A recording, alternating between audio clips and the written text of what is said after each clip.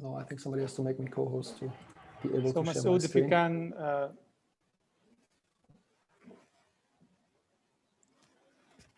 Are you a co-host, right? Okay, right now you are in.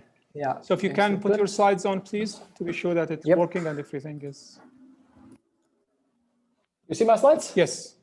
So, okay, wonderful. So let's welcome our final speaker for today, Sören, or Sören, I guess, Sören Schlichting.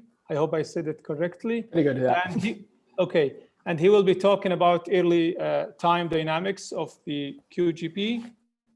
And you have 45 minutes, right? 35 minutes for the talk and 10 minutes for questions. So all right, I'll try to stay in time.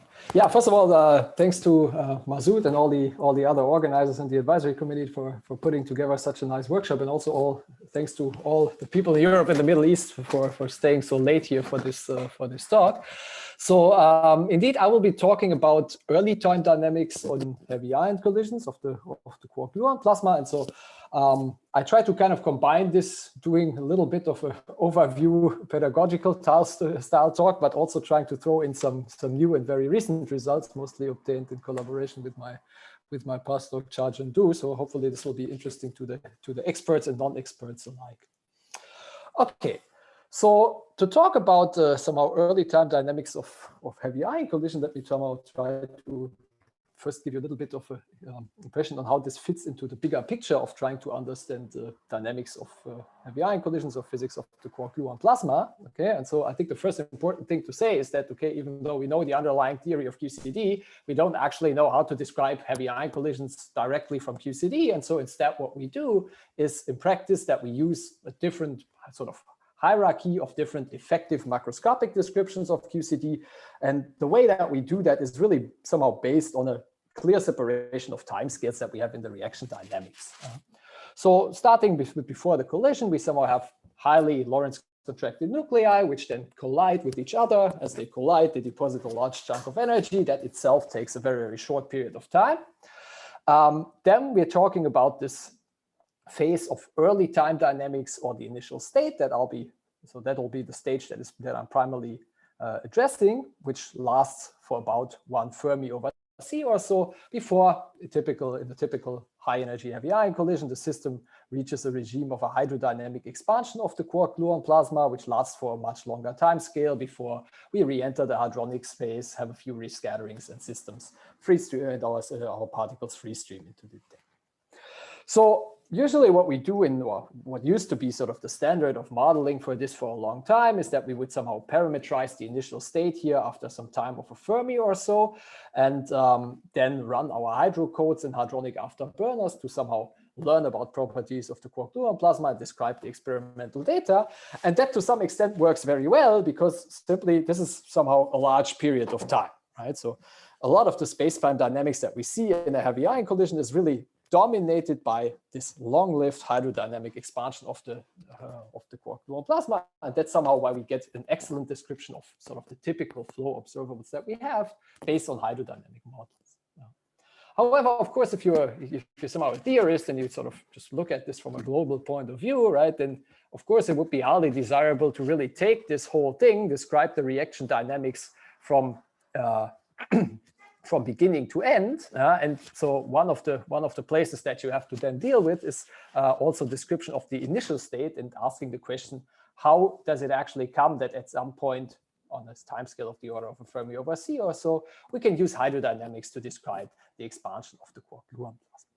And so this is a field where a lot of progress has been made in the recent years, and I think it's actually moved somehow from being sort of a little bit of an academic exercise to somehow also being more interesting in terms of the phenomenology, because really once you realize that you can actually describe the whole dynamics of the collision from beginning to end, this essentially also gives you then new ways to connect somehow properties of your very initial state, so properties of, say, gluon distributions into nuclei, which is cold QCD properties, with properties of hot QCD matter that I explored in heavy ion. Okay, so that being kind of putting us on the map, let's somehow dive right into into these somehow early stages, okay? And so, as I said, what we're going to be talking about is essentially somehow mostly the first Fermi over C or so of a collision, okay? And so in particular, we'll sort of focus about on the question on how do we learn about the approach towards hydrodynamics and what statements can be made.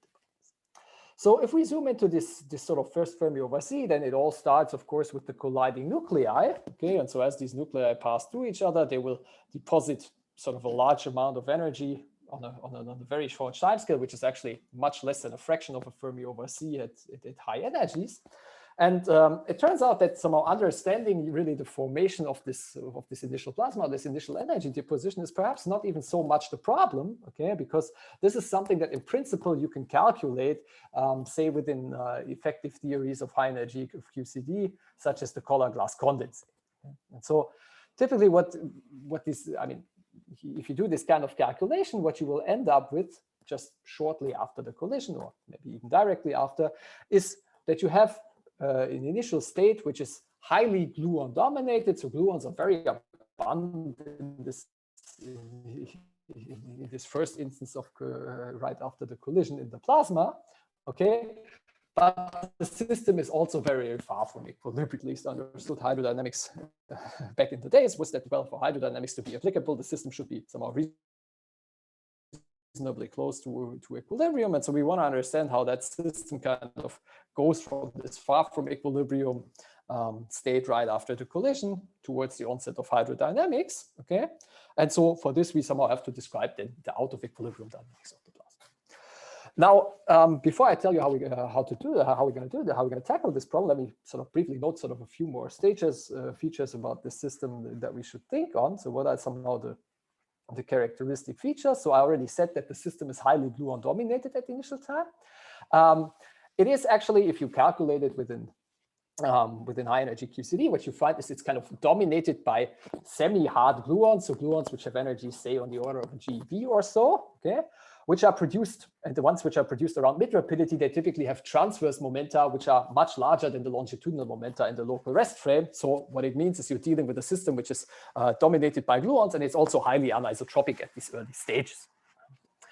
The other thing that's very important in discussing this problem is that, of course, immediately after these two nuclei have collided, they continue to fly out behind each other. And so the system is also subject to a very rapid expansion in the longitudinal direction. So this is the kind of, you can describe this in terms of approximately describe this in terms of a Bjorken flow, and this is what we're going to do.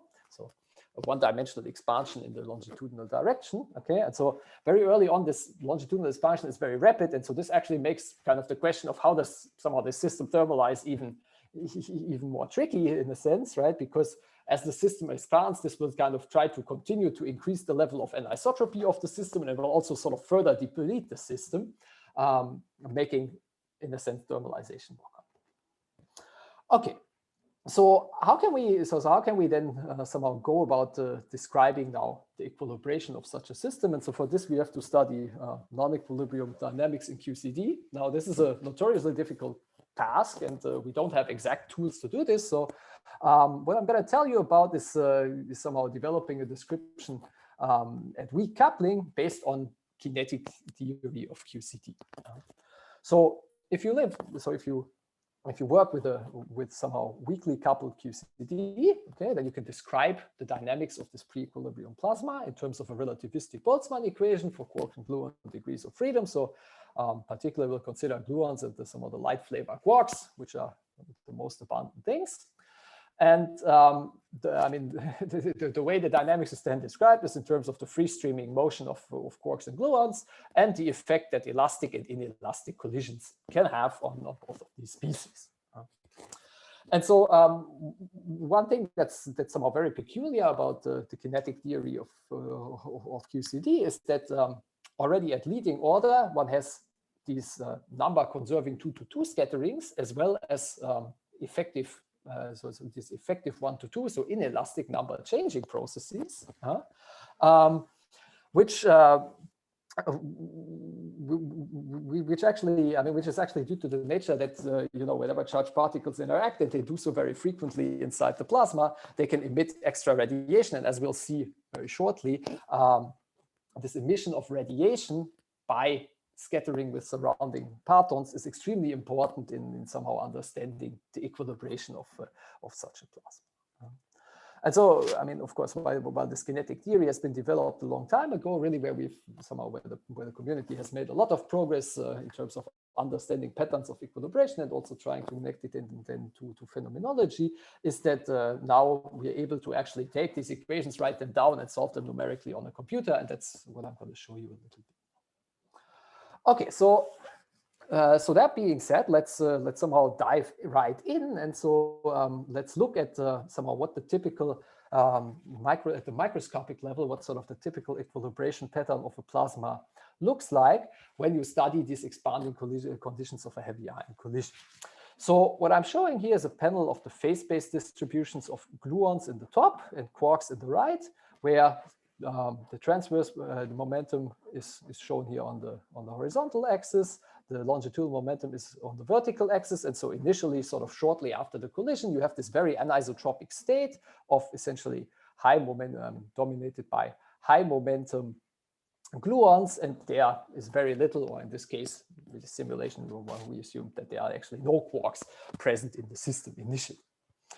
Now, the way that such a system thermalizes is actually very interesting. So in principle, well, in principle, you could think, well, there's just a few scatterings going on. This will isotropize the momentum distribution and will produce some quarks, but that's actually not what happens. So actually what turns out that's happening is that these initial hard gluons that you have here, they emit soft radiation, okay, which you can see in kind of maintaining a large infrared population here of gluons, okay? And this soft radiation thermalizes while leaving sort of some remnants of these hard gluons and also producing quarks. Now, the other thing you see is if you compare gluons and quarks, then gluons are more strongly interacting among each other. So actually the gluon distribution sort of is a little bit more isotropic as the quarks is at these intermediate times. And so this is roughly about halfway through the hydrodynamization process.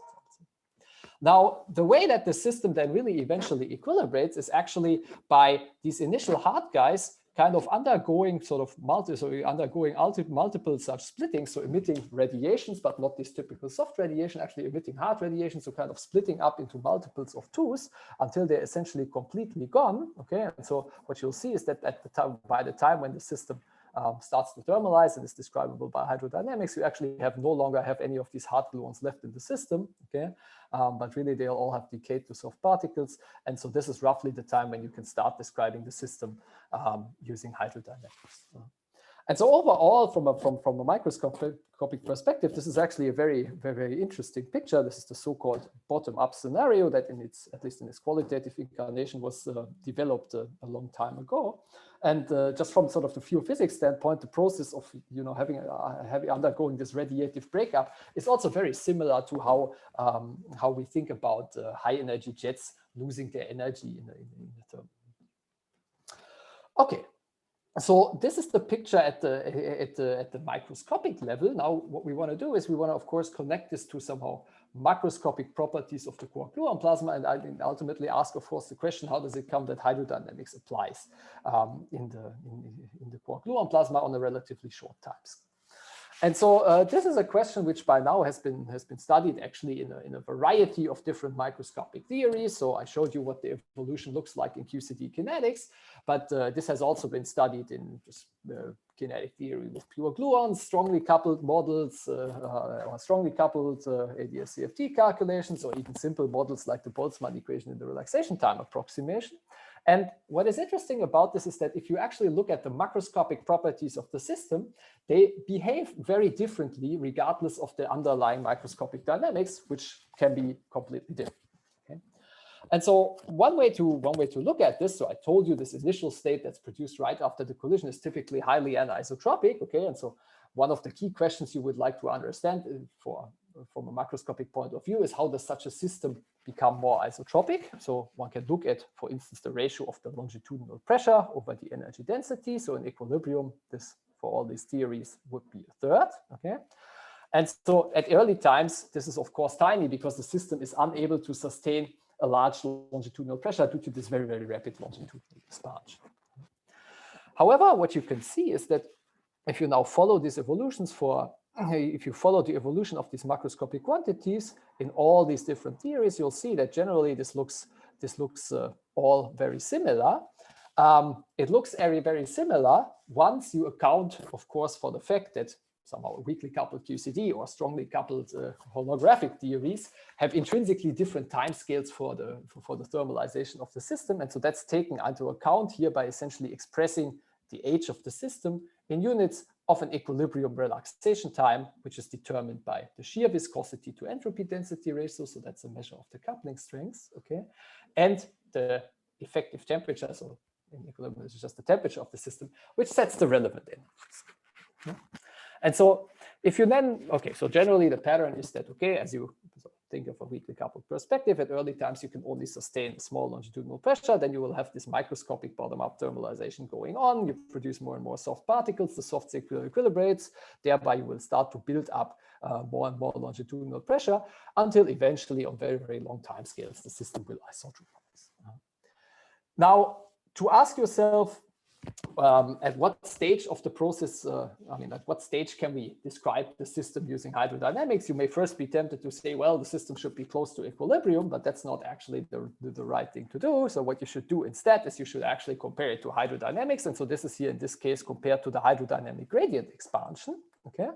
And so what you find is that on a time scale, which is approximately, so in these units here corresponds to approximately 1, so approximately on the time scale of 1 equilibrium relaxation time defined by the shear viscosity and the temperature, the system actually does become indescribable by hydrodynamics.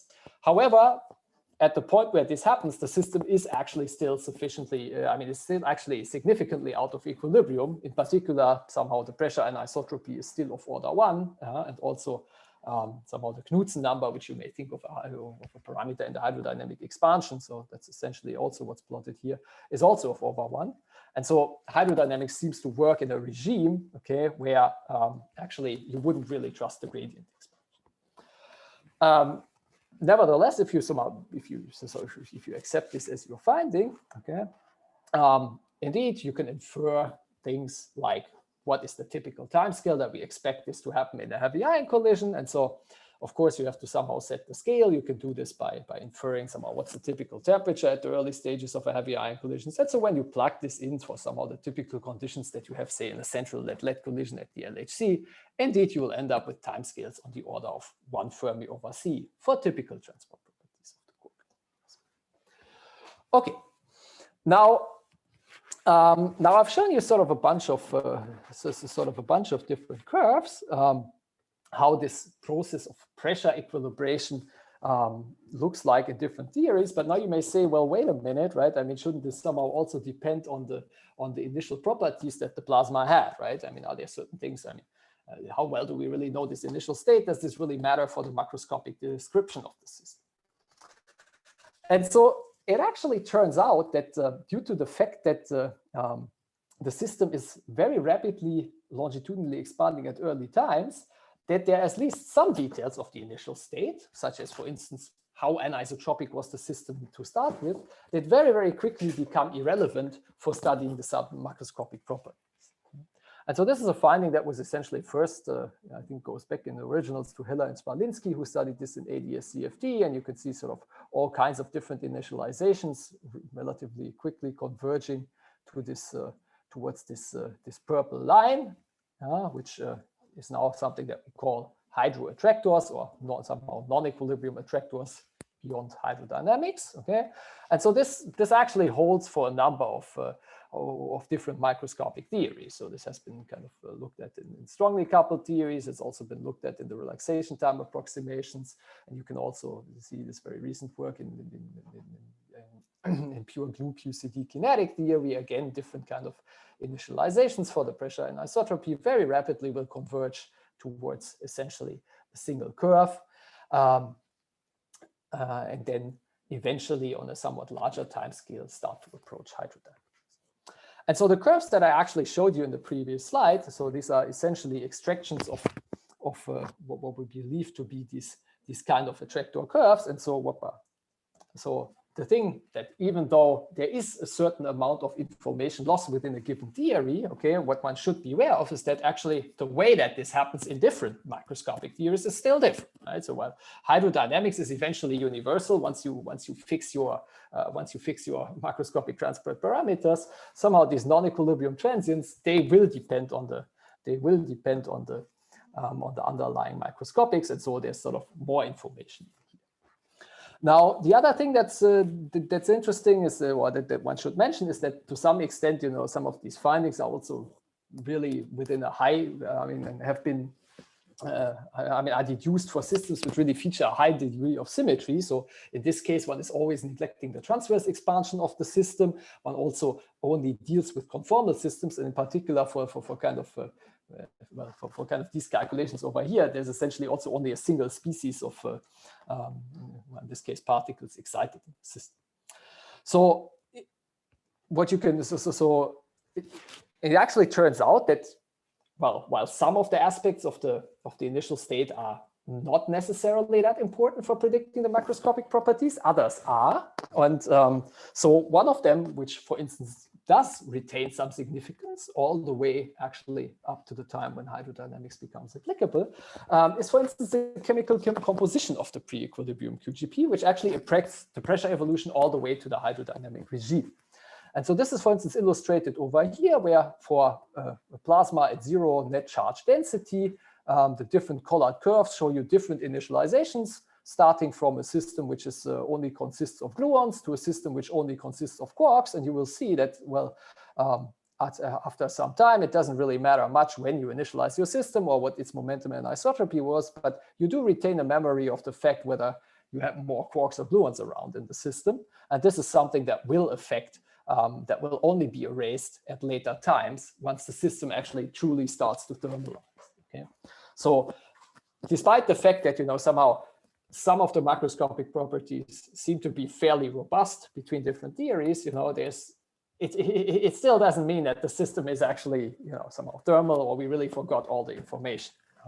And the same actually holds true if you go, for instance, to finite net charge density. So this is here now somehow showing results at different net baryon density. Again, you can vary initial anisotropies. You will see very quickly the system will forget about that. But nevertheless, the evolution at different net baryon densities will be different at the end. Okay, and well, actually up to the time when you really reach the hydrodynamic. Now, indeed, now this is sort of a little bit of a subtlety, and so this indeed it turns out that actually the effects on somehow the energy density or pressure evolution, they're really only somewhere at the 10% level, and this is somehow a minor effect for trying to understand bulk dynamics. It turns out that there's other probes of the early time dynamics where this is extremely relevant. For instance, when you consider things like electromagnetic probes. Okay. Now, what can we? So now that we kind of understand roughly the time scales when hydrodynamics becomes applicable, so we know that this is given on the order of one equilibrium relaxation rate. What one can try to do is one can now kind of try to work this out, how this would look like for different systems at different energies. And so this is something that I try to illustrate over here, for where some of the different colored curves show you very naive extrapolations of these trajectories in the QCD phase diagram here, using just a free gas equation of state and assuming constant transport properties. But nevertheless, I think this kind of exercise actually illustrates an important point. So what you see is that if you follow, if you go to high energy, say high energy lead collisions, okay, then you have some time at the very beginning where your system is in a pre-equilibrium stage. So that's shown here by these different dashed lines. And then at temperatures about somehow well above the phase transition, somehow like around 400 MeV or so, the system will be sufficiently close to equilibrium that you can describe it hydrodynamically, and then it will continue to somehow cool down until eventually you hit the phase boundary. Now, what happens if you go to lower energy collisions? The two things actually happen. Well, first of all, your system becomes increasingly baryon rich, so your trajectories will move out towards higher baryon density. But the other thing that happens is that, of course, the energy density in the system becomes smaller. When the energy density in the system becomes smaller, well, just naively, all the processes in the system will take a longer period of time. So you will also take a longer period of time to thermalize your system. Okay? And so for that reason, what actually happens if you do this kind of naive extrapolation, you find that if you go to lower and lower energies, then actually the system will spend a longer and longer time in this kind of pre-equilibrium regime, and only relatively late start to approach the hydrodynamic hydrodynamic description starts to become valid. In some cases, for more unfavorable values of the transport parameters, this even may only happen relatively close to the actual phase boundary. And so this, I think, kind of ties a little bit to the discussion we just had in the previous talk, and so we can discuss this further in the discussion after this. Okay, now this is roughly so. This is the picture that we so we have now a nice picture of the early time dynamics. We know how to describe macroscopic properties. So of course, the next thing we may ask is, well, is there some phenomenology that we can do with this, right? And so, well, the first thing you may be tempted to do is you will take say, okay, I take all this progress, right? I try to put it into a fully fledged event by event description of heavy ion collisions. And indeed, this is something you can do. So we've developed tools to do this. So this is a publicly available Compass software. Okay, this does exactly this. You can stick in any energy momentum tensor. It will calculate for you the time evolution in the pre-equilibrium regime. And then you can use that as your initial condition for hydrodynamics. And I strongly encourage people to do so. Now, the storyline, though, is if you actually do that, okay, essentially what you will find is that it will not make a very big difference on the typical experimental observables, so on the expansion dynamics and the observables that are related to that, such as V2 or so. And this is for the very simple reason that the pre-equilibrium stage is at the very beginning of the collision. It only lasts for a very long time. And a lot of the observables we look at are kind of by design more sensitive to the transverse expansion that really takes place, dominantly takes place at later time scales. And so you can see this, for instance, if you look at the V2 and you compare here in red is what supposedly is the right thing, and you can do sort of more naive things, and you will see that the overall differences that you get are actually relatively mild. Okay, and so you can take this as both good news and bad news. Okay, because on the one hand, it means that, well, if you want to learn about equilibrium properties, transport properties of the QGP from comparing to heavy ion data and running hydro simulations, then you're not subject to really large uncertainties from the early time dynamics, at least in the high energy collisions. Yeah.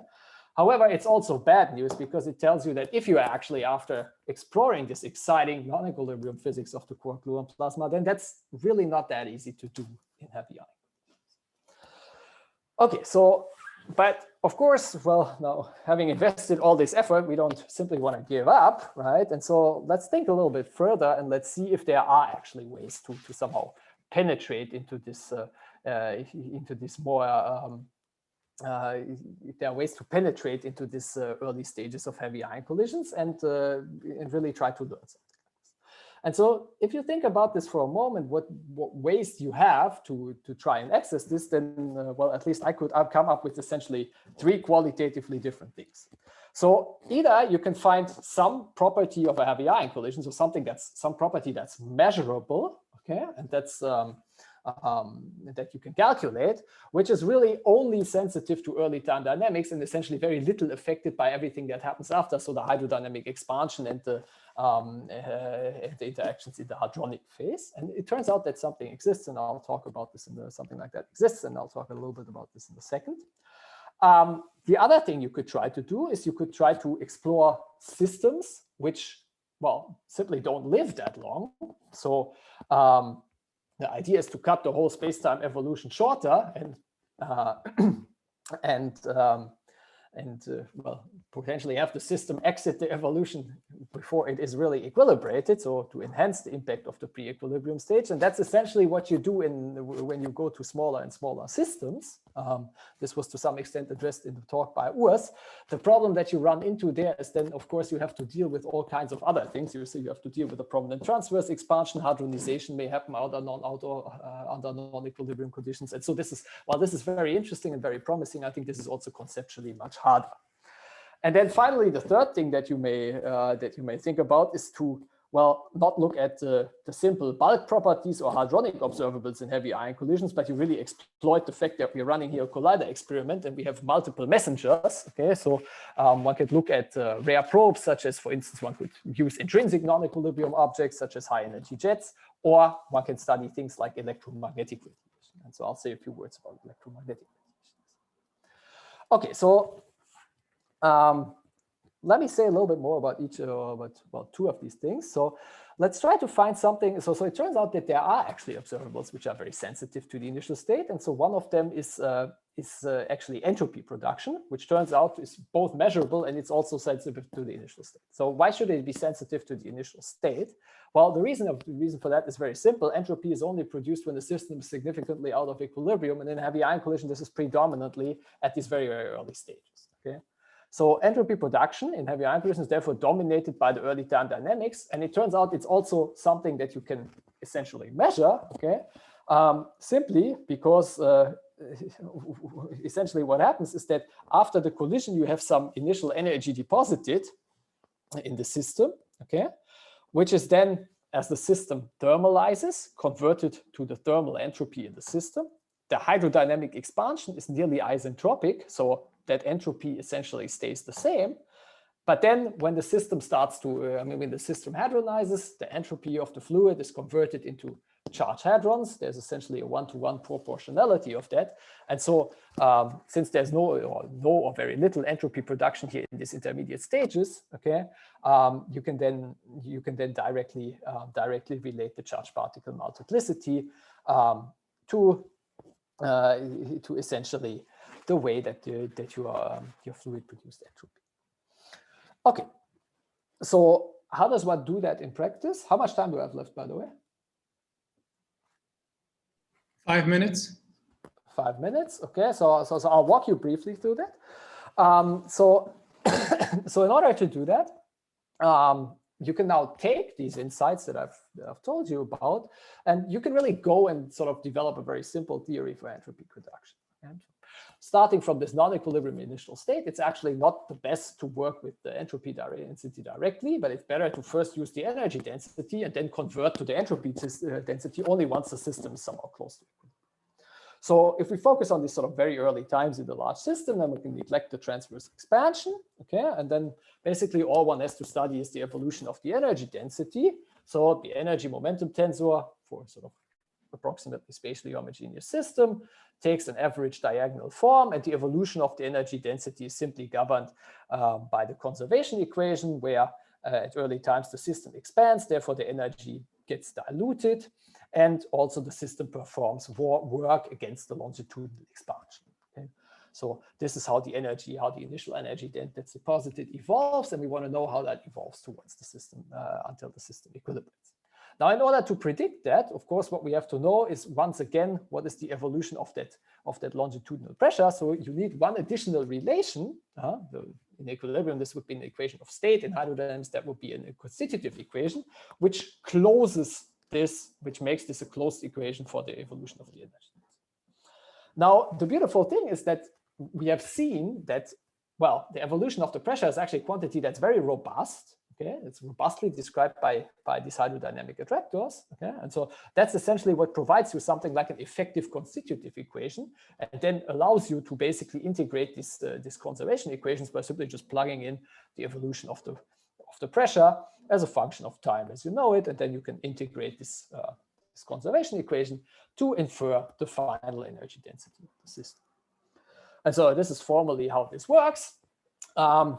Maybe it's more interesting to actually look at the plot. So if you normalize this to somehow the final energy density that comes out, then you can look at how you would have gone there, starting from different microscopic evolutions. And what you will see is that actually, well, since entropy production is different in the different systems, okay, the initial energy density in your system would have been slightly different between different microscopic realizations, but overall the difference is actually only somehow on the 10% level. So these are differences on somehow very, very small scales, okay? And so you can actually rather robustly predict, okay, for a given initial energy density, what's going to be the final energy density once the system is becomes describable by hydrodynamics, okay? And so once you know that energy density, you can of course just use thermodynamic relations like entropy is E plus P divided by the temperature and the equation of state to actually calculate then the entropy of that equilibrium system.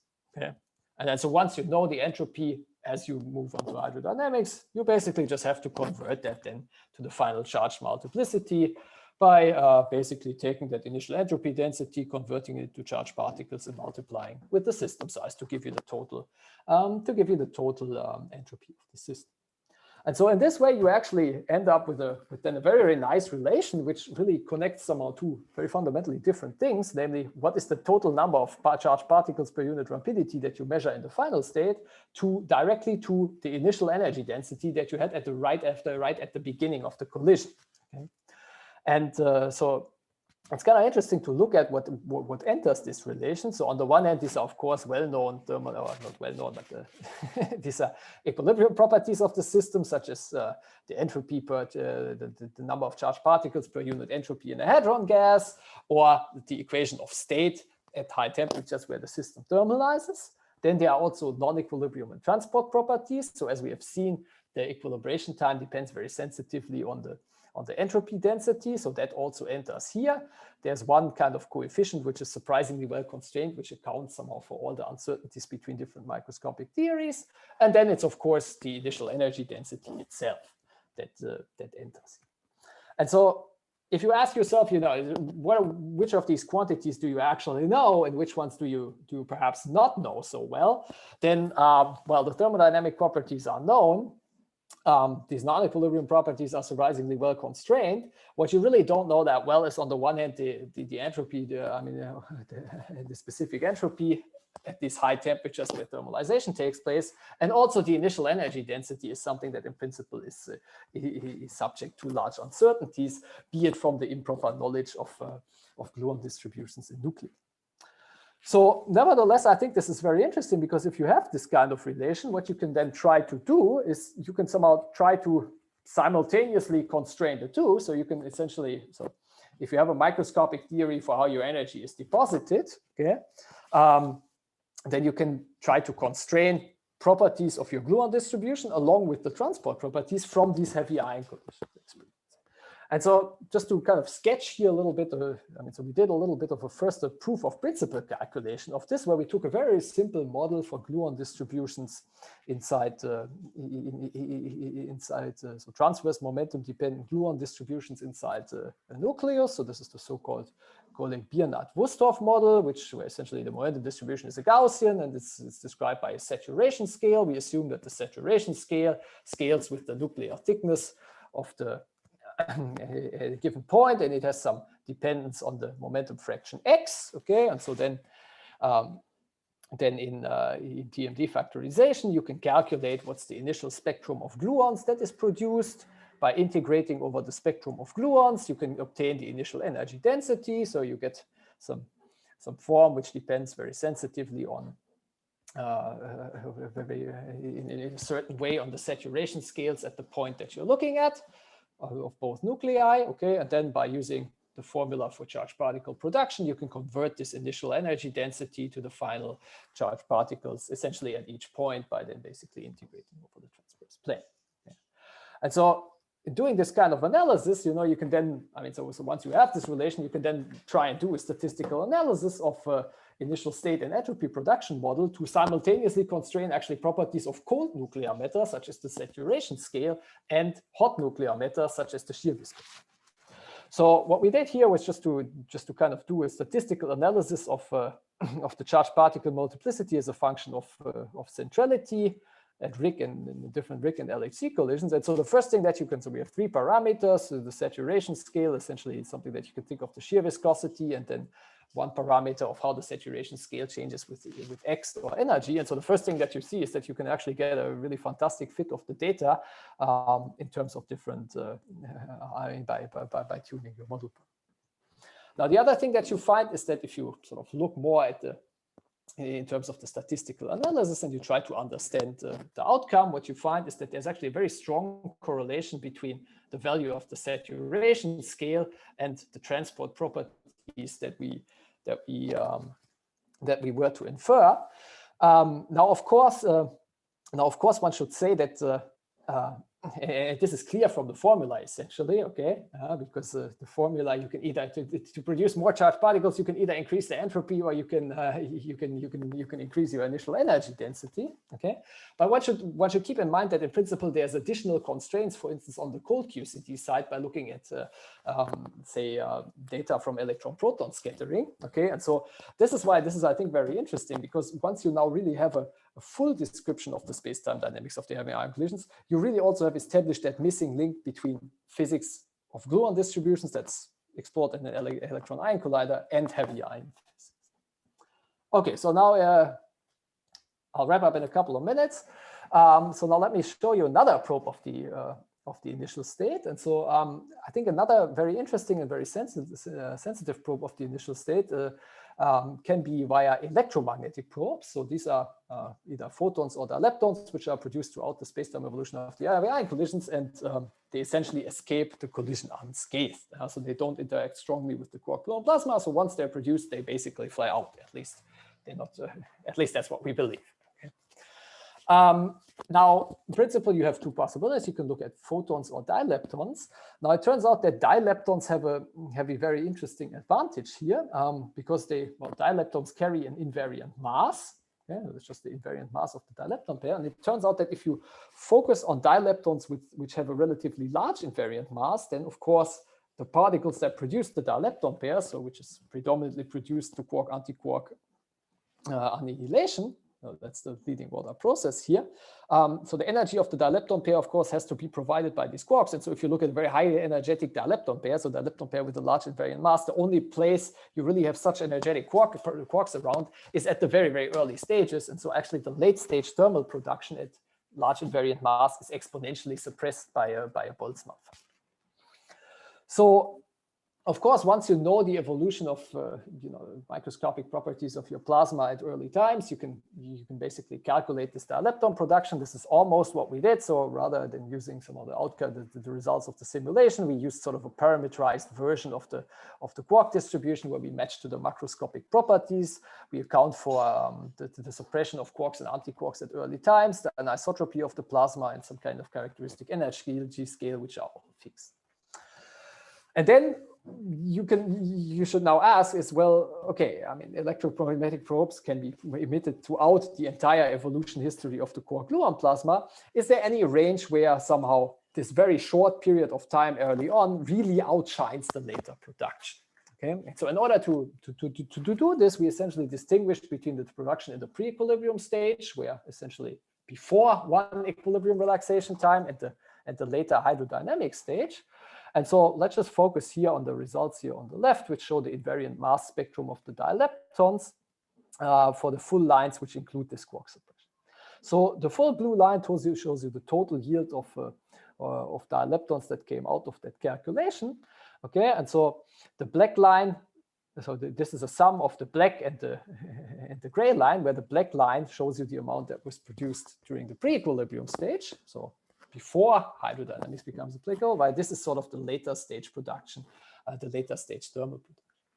And so what you can find is that if you look at, in this case, about invariant masses above something like 2 GeV, then it reads at this stage, the early, I mean, even though this early regime is very short, it starts to outshine somehow the later stage production. And so by looking at this, you can really get a probe of this. Of course, the other thing that I mentioned earlier in passing is that this is also very sensitive to the chemistry, and thereby by doing such kind of measurement, you can really learn something. Yep.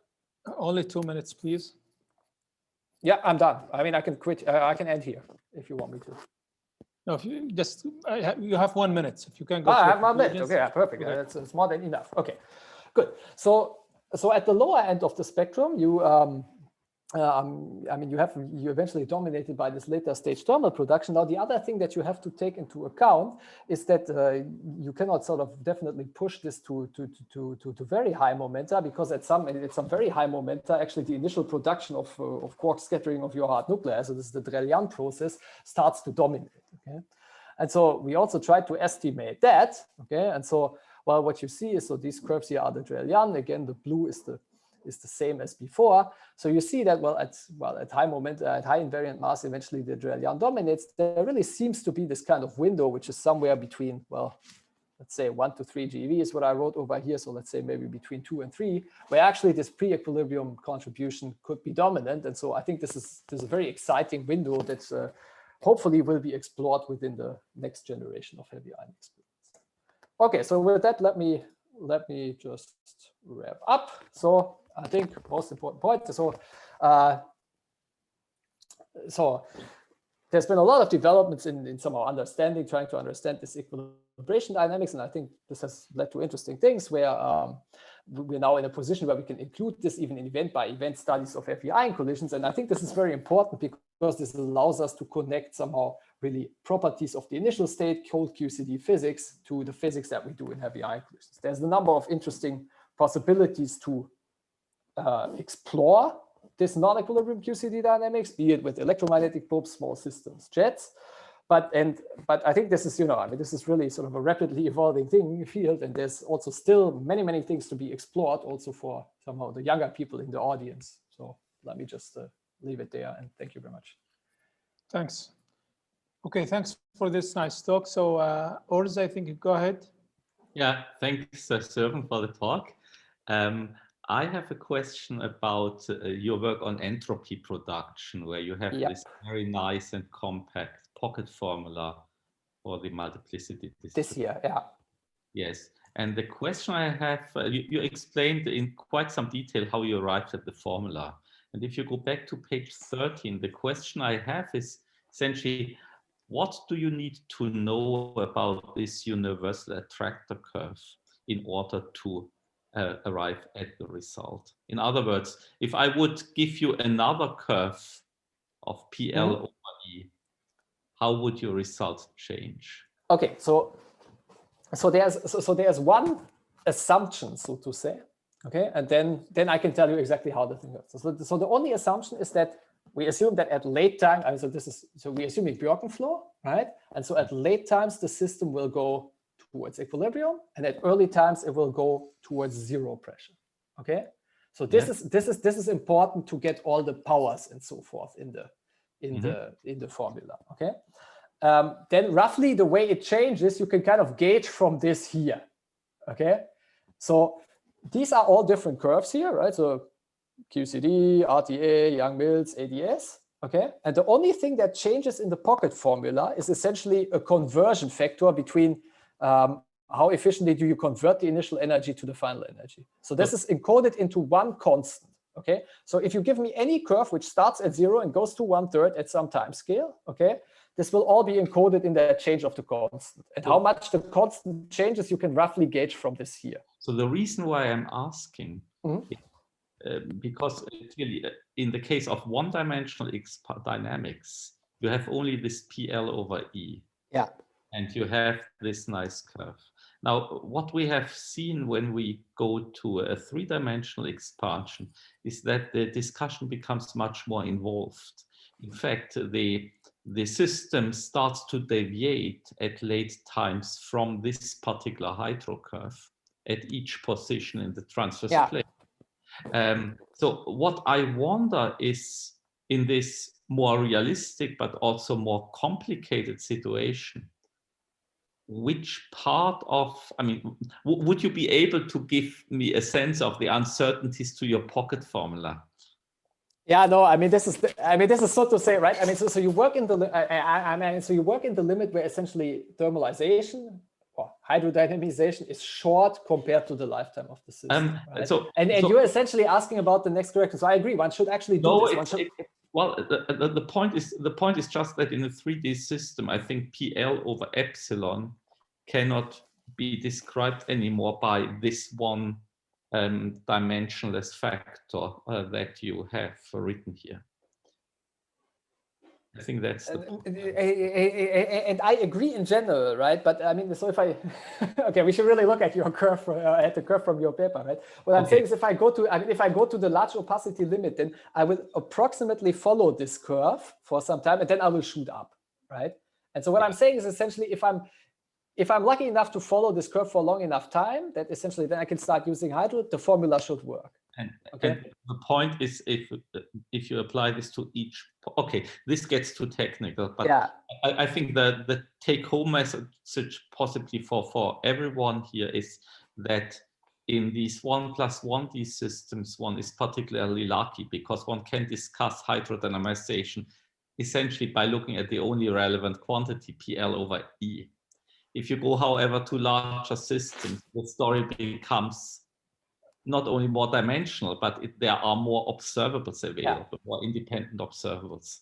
I fully agree. Always this question, which is at the forefront of a lot of research. There's always this question, which of the conclusions of the 1+1D analysis survives and which does not.